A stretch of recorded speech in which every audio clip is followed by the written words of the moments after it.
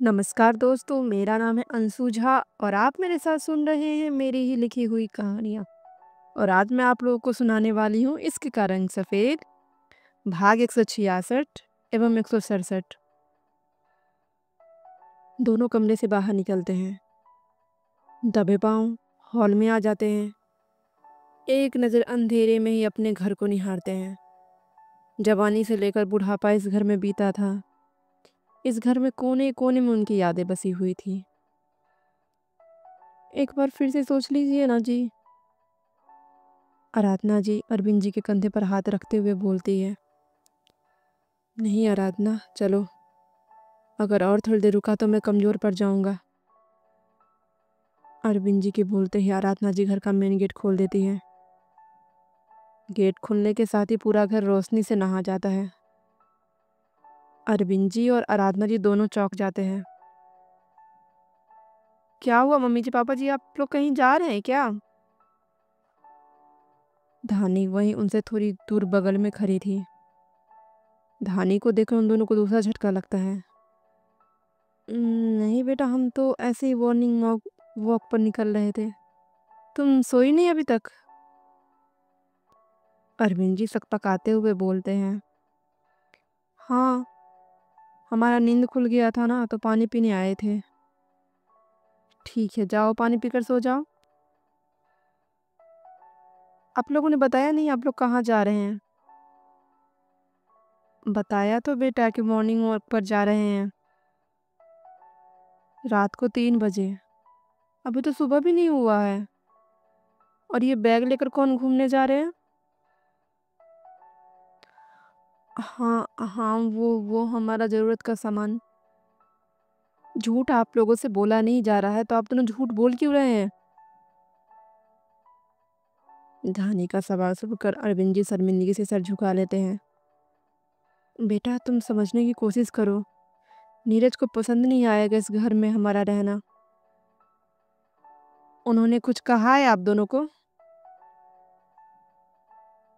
वो कहना तो चाहते हैं ना, लेकिन तुमने कहने नहीं दिया। हम दोनों तुमसे संपर्क में रहेंगे। जब भी हमारा तुम्हारे से मिलने का मन होगा, मिल लिया करेंगे। तो आप लोगों ने मन बना लिया है घर छोड़ने का?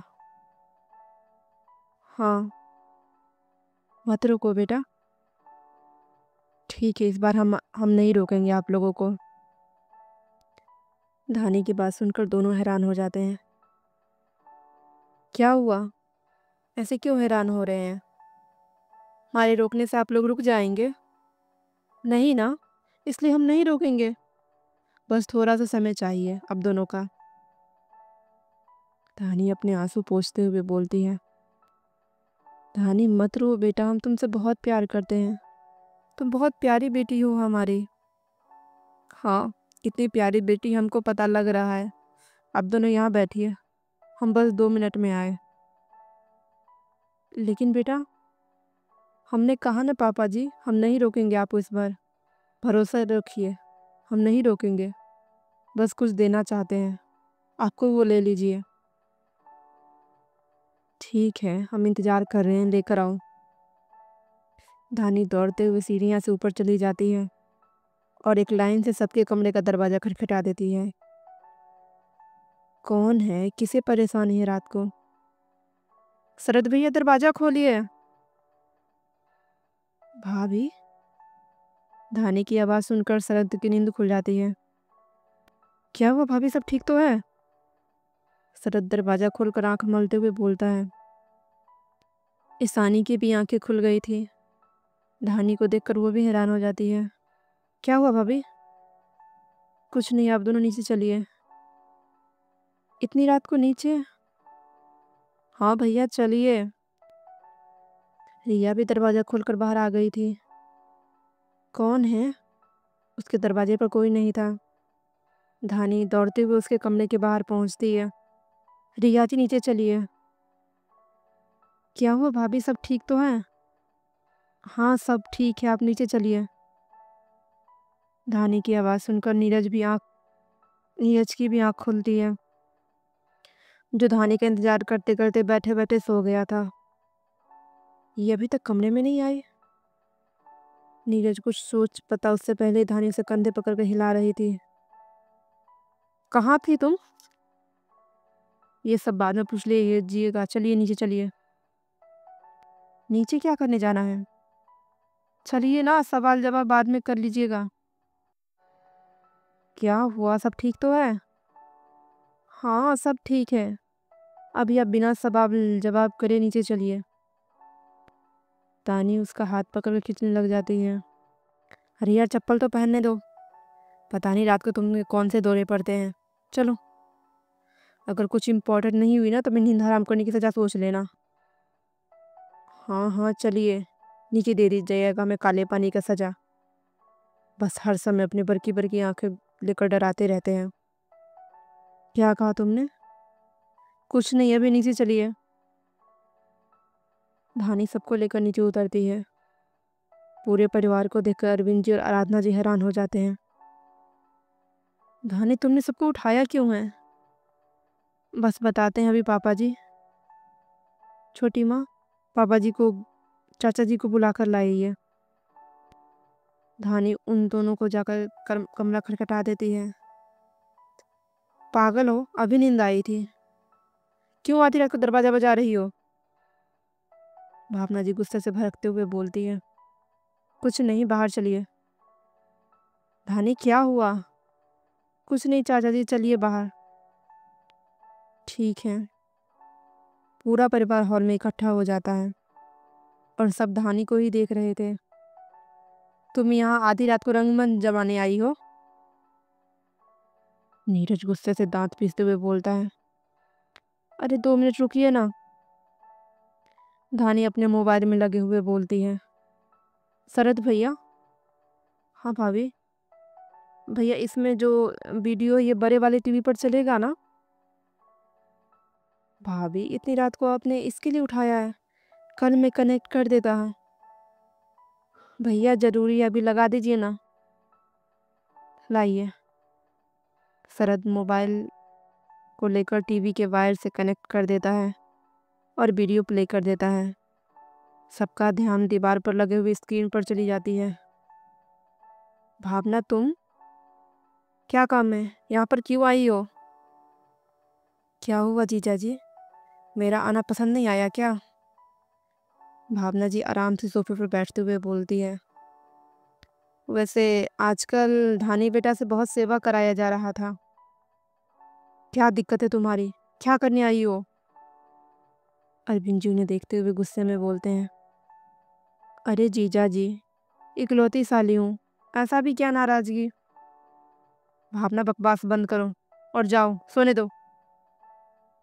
आराधना जी उन्हें विदा करके बात खत्म करना चाहती है। भाभी मुझे भी शौक नहीं है आपके कमरे में आने का। सोचा ये दिखा दो, शायद आपके काम के कागज हैं।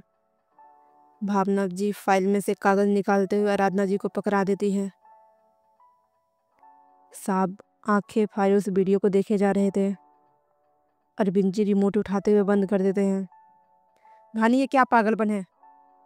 तुम हमारे कमरे के बाहर खड़ी बातें सुन रही थी और ये वीडियो बना रही थी। तुमसे ये उम्मीद नहीं थी, तुम ऐसी हरकत करोगे हमने सोचा नहीं था।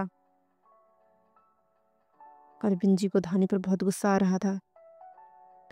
धानी कमरे से बाहर निकलकर ऊपर ही जा रही थी। तभी उसे ध्यान आता है कि उसने अरविंद जी के कमरे में पानी का जग भरा ही नहीं है। वापस अरविंद जी के कमरे में आती है, लेकिन सबकी आवाज़ सुनकर उसके कदम रुक जाते हैं। वो सोचती है नीरज को जाकर बुला ले, लेकिन नीरज चुपचाप शांति से आ जाएगा ये तो असंभव था। तभी उसे अपने हाथों में पकड़ा हुआ मोबाइल याद आता है, जिसमें किसी की भी बात रिकॉर्डिंग हो सकती है, वीडियो रिकॉर्डिंग हो सकती है। अगर वो नीरज को कुछ कहेगी तो नीरज की आंखों पर छोटी माँ के प्यार का नाम का पट्टी लगा हुआ था, विश्वास करेगा नहीं। यही सब सोचकर वो सब कुछ रिकॉर्ड करती है। रिमोट दीजिए पापा जी। नहीं, नहीं मिलेगा। और जाओ, सब अपने कमरे में सोने जाओ, ताकि आप छुपकर बाहर निकल जाए। धानी की बात सुनकर सब हैरान हो जाते हैं। क्या मतलब भाभी? बड़ी माँ बड़े पापा बाहर जा रहे हैं? बाहर नहीं भैया, घर छोड़कर जा रहे हैं। ये देखिए इनका बैग। शरद, मैं तुम्हें समझाता हूँ। किस किस को समझाएंगे आप पापा जी, और क्या क्या समझाएंगे? भैया क्यों कर रहे हैं आप? आपकी ऐसी हालत है और आप इस हालत में कहाँ बाहर जा रहे हैं? क्या हो गया है आपको? सबको इधर उलझते हुए देखकर भावना जी दबे पांव टीवी के नीचे रखे हुए टेबल के पास चली जाती है, जहाँ पर धानी का फोन था। वीडियो देखकर उनकी सांसें ऊपर नीचे हो चली थी। वो तो ऐन वक्त पर अरविंद जी ने वीडियो बंद कर दिया था, उनकी सच्चाई बाहर आते आते रह गई थी। लेकिन ये धानी शांत तो बैठेगी नहीं। जो कुछ भी इस मोबाइल में है, अगर मोबाइल उनके हाथ लग जाए तो सारा खेल खत्म। वो सबकी तरफ देखते हुए हल्का हल्का खिसकते हुए टेबल के पास पहुंचकर हाथ बढ़ाते हुए मोबाइल लेने की कोशिश करती है, लेकिन मोबाइल का दूसरा सिरा किसी और के हाथ के नीचे दबा हुआ था। जब मोबाइल उनसे नहीं खींचती है तो पलटकर देखती है। नीरज उसे मोबाइल पकड़े हुए घूर कर देख रहा था। उनकी उसकी घूरती हुई नज़रों को देखकर भावना जी का गला सूख जाता है। भैया, ये सब छोड़िए, उनके हाथ से रिमोट लेकर टीवी चालू कीजिए। धानी शरद को बोलती है। नहीं, कोई टीवी चालू नहीं होगा। ऐसे किसी के कमरे का वीडियो शूट करना चलाना गलत बात है। इसमें ऐसा कुछ भी नहीं है पापा जी, हम लोग देख नहीं सकते हैं। बल्कि इसमें तो ऐसा है जो सबकी आंखें खोल सकती है। नहीं धानी, तुम गलत कर रही हो। बेटा समझो मेरी बात को। अरविंद जी जान गई थी कि वो सच्चाई जान चुकी है। कम से कम तुम तो अतुल के बारे में सोचो। और देवर जी के चक्कर में जो आप इनके साथ अन्याय कर रहे हैं, वो ये कहाँ से सही है पापा जी? माँ जी को तो भगवान जी ने छीन लिया और पिता को आप तीनों ने छीन लिया है। अरविंद जी आराधना जी की तरफ, भावना जी की तरफ उंगली दिखाते हुए बोलती है। ये क्या बकवास कर रही हो तुम? अभी दिखाते हैं हम आपको बकवास। धानी अरविंद जी के हाथों से रिमोट ले लेती है। धानी की बात सुनकर उनकी भी पकड़ ढीली हो गई थी। सच ही तो कह रही थी। धानी वसुंधरा जी को तो भगवान ने छीन लिया था, लेकिन उस मासूम से बच्चे को बाप सबने मिलकर छीन लिया था। सब अपने अपने स्वार्थ के बारे में सोच रहे थे। सब नीरज से समझदारी की उम्मीद कर रहे थे, लेकिन उसे समझा कोई नहीं रहा था। जैसे जैसे वीडियो आगे चल रही थी, सबके पैरों के नीचे जमीन खिसकता हुआ महसूस हो रहा था। सरद लड़खड़ाते हुए सोफे पर गिर पड़ता है। नीरज बुत बना हुआ एक कोने में खड़ा था। कभी स्क्रीन को देख रहा था तो कभी अपनी छोटी माँ को। सारी सच्चाई सबकी दुनिया उजाड़ दी थी। गोविंद जी को तो बस थोड़ा सा पता था, और वही पता था जो उन्होंने उस दिन देखा था। उसके बाद भावना जी के धमकाने के बाद वो निश्चिंत हो गए थे, लेकिन फिर से नागिन बनकर जहर उगलते हुए देखकर उन्हें गुस्से की सीमा खत्म हो जाती है और एक साथ कहीं थप्पड़ भावना जी के गालों पर मार देती है। देवर जी, आराधना जी उन्हें रोकने के लिए बढ़ती है। नहीं भाभी, आज नहीं। उस दिन मैंने इसकी नादानी समझकर माफ कर दिया था, लेकिन ये तो डायन निकली। मेरे ही घर को बर्बाद कर दिया। अब मैं इसे बर्दाश्त नहीं कर सकता हूँ। गोविंद जी उसका हाथ पकड़ खींचते हुए बाहर की कर देते हैं। पापा। शरद जाकर उन्हें रोकता है। हाँ शरद, समझाओ, मैंने कुछ नहीं किया है। इन दोनों ने क्यों शादी कैसे की शादी किया मुझे कुछ नहीं पता। दीदी का कसम का दिया हुआ था, मुझे क्या पता। भावना जी रोते हुए अपनी सफाई देती है। अच्छा, आपको कुछ नहीं पता था? तो फिर मुझे क्या बताया था? नीरज गुस्से में चीखता है। मुझे यही बताया था ना मिसेज। बोलते बोलते नीरज की जुबान रुक जाती है। ये दोनों रिलेशनशिप में है और ये माँ बनने वाली है, वो भी इनके बच्चे का, और इसलिए मम्मा इनसे शादी करा रही है।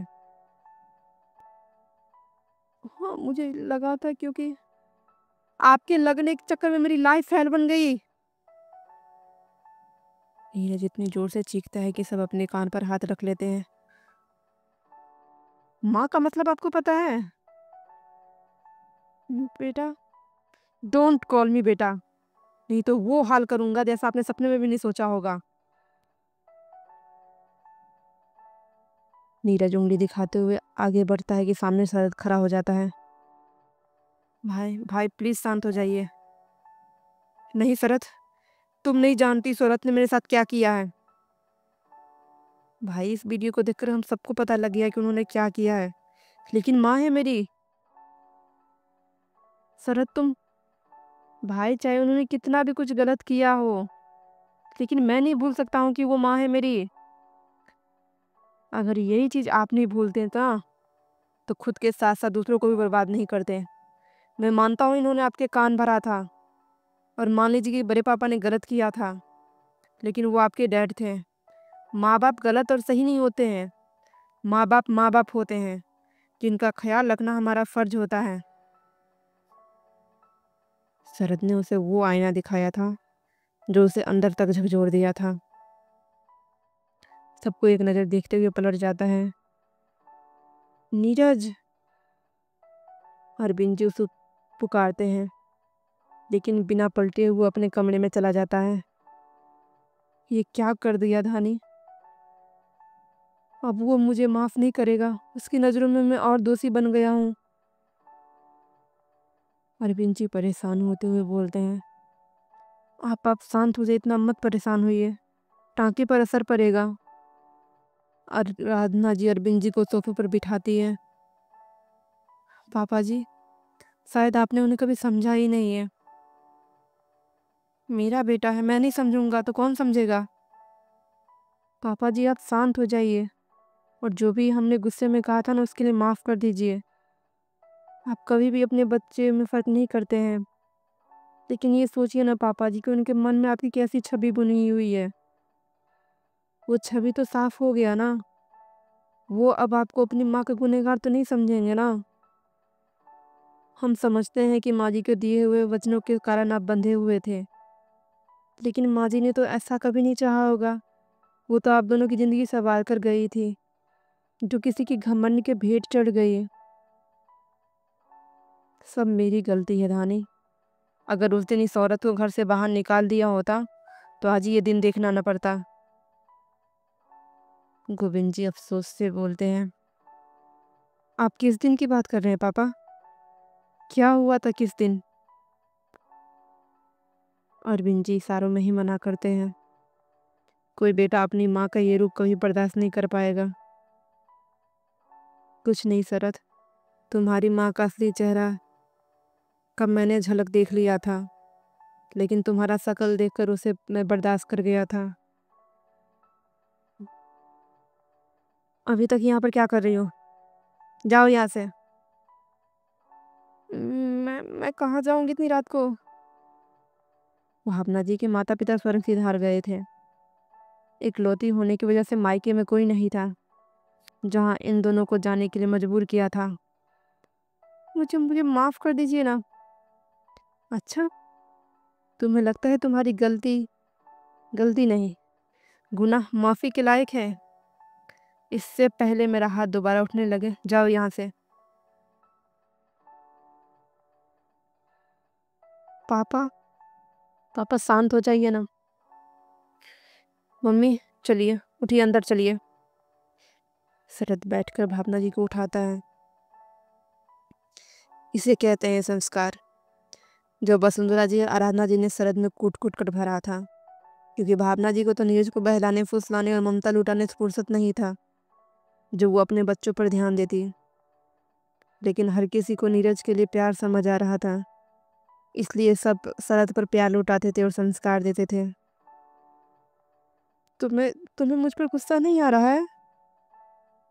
भावना जी अपने आंसू पोंछते हुए बोलती है। गुस्सा? गुस्सा तो बहुत छोटा शब्द है मम्मी। मुझे आपको देखकर घृणा आ रही है, लेकिन जो आपने मुझे जन्म देकर कर्ज दिया है ना, मुझे उसे भी तो चुकाना है। घर में सबसे रलकर आपको रख रहा हूँ, लेकिन इसका मतलब ये नहीं है कि मैंने आपको माफ़ कर दिया है। इस घर में रहकर जब अपमान की रोटी खाएंगे ना, तब आपको बड़ी माँ और बड़े पापा का दर्द पता चलेगा। हाँ भाई, आप ठीक कह रहे हैं। आज मुझे खुद पर गुस्सा आ रहा है कि मैं इस औरत की बेटी हूँ। काश मैंने बड़ी माँ के कोख से जन्म लिया होता, या मेरी कोई माँ ही नहीं होती। ऐसी माँ से बेहतर इंसान अनाथ रहे।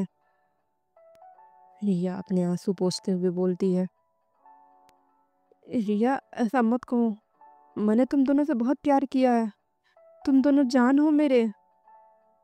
बस बस मम्मी जी, ये मगरमच्छ के आंसू बहाने की जरूरत नहीं है। हमें पता है आप हमें कितना प्यार करती हैं। देख लिया हमने आज। भाई, मैं इस औरत को इस घर में बिल्कुल बर्दाश्त नहीं कर सकती हूँ। हाँ सरद, इसे बाहर निकाल कर फेंको। नहीं पापा, मैं इन्हें बाहर नहीं जाने दे सकता हूँ। अगर ये नहीं रह सकती इस घर में तो मैं इन्हें लेकर चला जाता हूँ। गोविंद, शांत हो जाओ। कहाँ जाएगी भावना, रहने दो। बस तुम लोगों से हाथ जोड़कर विनती करता हूँ, ये बात कभी बैतुल को पता नहीं लगना चाहिए, नहीं तो टूट जाएगा। धानी बेटा, तुम नीरज को। पापा जी, आप चिंता मत कीजिए, हम उन्हें समझा देंगे। चलिए आप अब अंदर चलकर काम कीजिए। धानी अरविंद जी को लेकर कमरे में जाती है। बेड पर लिटाने के बाद धानी जाने लग जाती है। आराधना जी उसका हाथ पकड़ लेती है। क्या हुआ मम्मी जी? मुझे माफ़ कर दो धानी, मेरी वजह से इतना सब कुछ हो गया। मेरी एक गलती की सज़ा सबको मिली है। हमें कभी भी दीदी की उम्मीद पर खरा नहीं उतर पाई, नहीं दे पाई नीरज को प्यार जैसा वो चाहती थी। बस बस मम्मी जी, दोष आपका नहीं, समय का था। खुद को गुनहगार मत मानिए। और अगर माँ जी आपको जिम्मेदारी देकर गई थी, आपको इस काबिल समझा था, तभी तो जिम्मेदारी दिया था। अगर छोटी माँ ने उनके कान में जहर नहीं भरा होता तो आप उनकी किसी को कभी महसूस नहीं होने देती। माफ़ कर दीजिए, हम गलत तरीके से बात कर गए। नहीं बेटा, तुमने कुछ नहीं किया है। अब जाओ ऊपर नीरज के पास। उसने दिखाया नहीं है कि उसे कुछ फ़र्क नहीं पड़ा है, लेकिन मुझे पता है उसके सपाट चेहरे के पीछे छुपा हुआ दर्द। तुम उसे संभाल लोगी ना? हाँ मम्मी जी। उसे टूटने मत देना। वो ऐसा तना हुआ रहता है ना, वैसा ही हमें पसंद है। उसे टूटकर बिखरते हुए हम नहीं देख सकते हैं। बहुत प्यार करती हूँ मैं उससे बेटा, लेकिन आज तक जता नहीं पाई हूँ, समझा नहीं पाई हूँ। अब वो आप दोनों का प्यार भी समझाएंगे और जताएंगे भी। हम देखते हैं उन्हें। गोविंद जी अपने कमरे में जाकर दरवाज़ा बंद कर चुके थे। शरद भी ईशानी को लेकर ऊपर ऊपर जा चुका था। रिया भी अपने कमरे में जाकर बंद हो चुकी थी। भावना जी अकेले हॉल में बैठी हुई थी। धानी ऊपर जाने लग जाती है। धानी। भावना जी धानी को आवाज़ देती है। धानी पलटकर उनकी तरफ देखती है। प्लीज़ मुझे माफ़ कर दो। छोटी माँ, हमसे किस बात की माफ़ी मांग रही हैं आप? हमारा तो आपने कुछ बिगाड़ा ही नहीं है। जिसका बिगाड़ा है उनसे माफ़ी मांग लीजिए। अगर वो माफ़ कर देंगे तो हमें तो कोई परेशानी है ही नहीं। धानी, मैं सच में बहुत शर्मिंदा हूँ। अच्छा, ये शर्मिंदगी आपकी सच्चाई बाहर आने के बाद ही क्यों महसूस हुई है? भावना जी शर्मिंदगी से सर झुका लेती है। छोटी माँ, माफ़ी मांगी नहीं जाती है, कमानी पड़ती है। अगर आपको सच में अपनी गलतियों का एहसास है तो माफ़ी कमाइए। और एक बात कहें आपसे, जितना आपके पास था ना, उसका आधा भी माँ जी के पास नहीं था। पति, 2 बच्चे, घर परिवार, और क्या चाहिए था आपको? लेकिन जब जलन में इंसान अंधा हो जाता है ना, पैसा, धन दौलत, अब इसी पैसे धन दौलत के साथ खुश रहिए। अब क्यों शर्मिंदगी महसूस हो रही है? इनसे कहकर बड़ा सा बंगला और बहुत सारी गाड़ी दिलवा देंगे आपको, और उस घर में और गाड़ी में अकेले बैठकर घूमते रहिएगा, क्योंकि परिवार से तो आपको प्यार था ही नहीं। धानी अपनी बात कहकर ऊपर चली जाती है। कमरे का दरवाज़ा खोलती है तो तेज खांसी उठता है। पूरा कमरा सिगरेट के धुएं से भरा हुआ था। उसकी खांसी की आवाज़ सुनकर नीरज सिगरेट मुंह से हटाकर उसकी तरफ देखता है। ये किस चीज़ की धुआं है? धानी साड़ी के आंचल से नाक बंद करते हुए बोलती है, बाहर जाओ, मुझे अकेला रहना है। आप अकेले कहाँ हैं? आप तो इस धुएं के साथ हैं। आप तो ये नहीं पीते थे। हर गंदी आदत लगा रखा है आपने। धानी बालकनी का दरवाजा खोलते हुए बोलती है। धुआं तेजी से बाहर निकलने लग जाता है। देखो, मेरा तुम्हारे साथ बहस करने का कोई मूड नहीं है। अच्छा ठीक है, हम कोई बहस नहीं करेंगे। लाइए दीजिए। बोलते हुए धानी उसके हाथ से सिगरेट लेने की कोशिश करती है, लेकिन फिर से पैर के नीचे शराब की बोतल आ जाती है। वो सीधे गिरे हुए बोतल पर से पैर फिसलते हुए नीरज के ऊपर गिरती है। आह, पागल पागल हो गई हो क्या? कहा ना कमरे से जाने के लिए। नीरज उसे खुद पर से झटकते हुए बोलता है, इतना गुस्सा क्यों कर रहे हैं? और आपने ये दारू भी पिया है ना? हाँ, जो मन होगा वो करूँगा। जाओ यहाँ से। ये बार बार हमें जाने के लिए क्यों कह रहे हैं? आप ही कहते हैं ना इस कमरे से बाहर नहीं जाने के लिए। हाँ, लेकिन आज कह रहा हूँ जाने के लिए। लेकिन हम जाए कहाँ? घर में बहुत सारे कमरे हैं, कहीं भी चली जाओ, ताकि आप अकेले में धुएं का छल्ला बना सके। देखिए, धूम्रपान सेहत के लिए हानिकारक होता है। देखिए, इस डब्बे पर भी लिखा हुआ है। अगर तुम यहाँ से नहीं गई तो दीवार पर तुम्हारी तस्वीर टंगी होगी और नीचे तुम्हारी जन्म तिथि और अंतिम तिथि लिखी होगी। इतना क्यों धमकाते हैं? हमने क्या किया है? तुमने कुछ नहीं किया है, जाओ यहाँ से। नहीं जाएंगे हम। ओके फाइन, तुम यहीं पर हो, मैं ही जा रहा हूँ। नीरज उठने लग जाता है। धानी उसका हाथ पकड़ लेती है। अपनी गलती पर पछतावा हो रहा है तो उसके लिए माफ़ी शब्द बना हुआ है, ना कि दारू और सिगरेट। अभी भी कुछ नहीं बिगड़ा है। आपका परिवार आपके सामने है।